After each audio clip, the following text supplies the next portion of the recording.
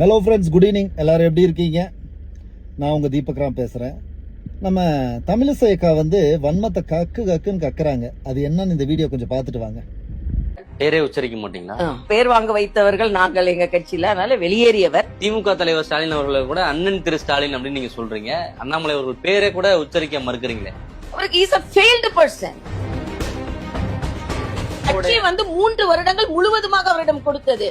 அப்ப பொன்னாரோ நானோ யாருமே அந்த இடத்தை ஏன் அண்ணாமலைக்கு கொடுக்குறீங்கன்னு கேட்கல. நாங்க இன்னைக்கு வந்து முட்டு கொடுத்தேன்னு சொல்றாரு. கட்சியை விட்டு கொடுத்த கட்சியை முட்டு கொடுத்தேன்னு சொன்னா நாங்களாம் எனக்கு யாருன்னு நான் அண்ணாமலை அவர்கள் போனதுக்கு பிறகு பாஜக தமிழகத்துல இல்ல, பாஜகவோட எதிர்காலமே இல்ல அப்படின்ற ஒரே நாள்ல 10 லட்சம் பேர் சேர்றாங்க. இப்ப வரைக்கும் ஒரு 18 லட்சம் பேர் இருக்காங்க அப்படின்ற 18 லட்சம் பேருக்கு மேல. தமிழிசை அக்கா எப்படி இருக்கீங்க? ரொம்ப நல்லா இருப்பீங்கல்ல? ஏன் இருக்க மாட்டீங்க? இத்தனை வருஷமா உங்க மனசுக்குள்ள வச்சிருந்த வன்மத்தை கக்குன்னு கக்கிட்டு இருக்கீங்கல்ல, நல்லாதான் இருப்பீங்க. நீங்க என்ன சொல்றீங்க?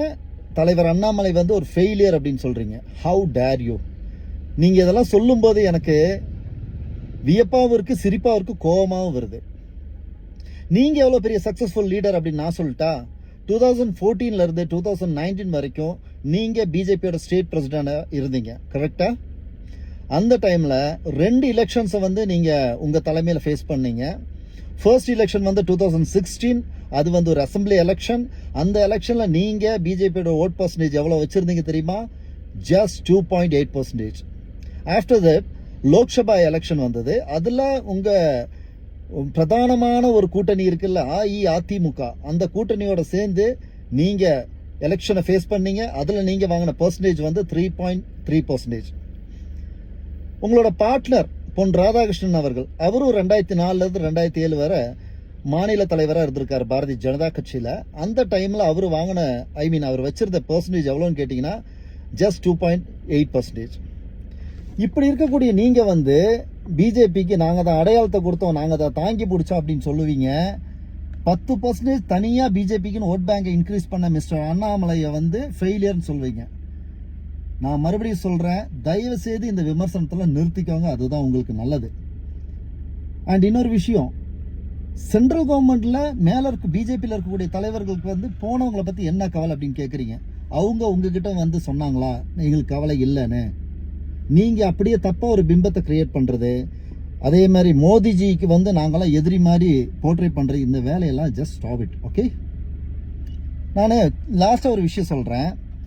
திரைப்படங்கள் நிறைய பார்த்துருப்பீங்க. அந்த திரைப்படங்கள்ல 2 பேர் பயங்கர ஃபேமஸ் ஆவாங்க மக்கள் மத்தியில். 2 பேருக்கு ரசிகர் கூட்டம் அதிகமா இருக்கும். ஒன்று அந்த ஃபிலிமோட ஹீரோக்கு, 2வது அந்த ஃபிலிம்ல இருக்கக்கூடிய வில்லன். புரியுதா? இப்போ என்னன்னு கேட்டீங்கன்னா, இந்த வில்லன் வந்து ஹீரோவை அடிச்சாதான் அவன் ஃபேமஸ் ஆவான்.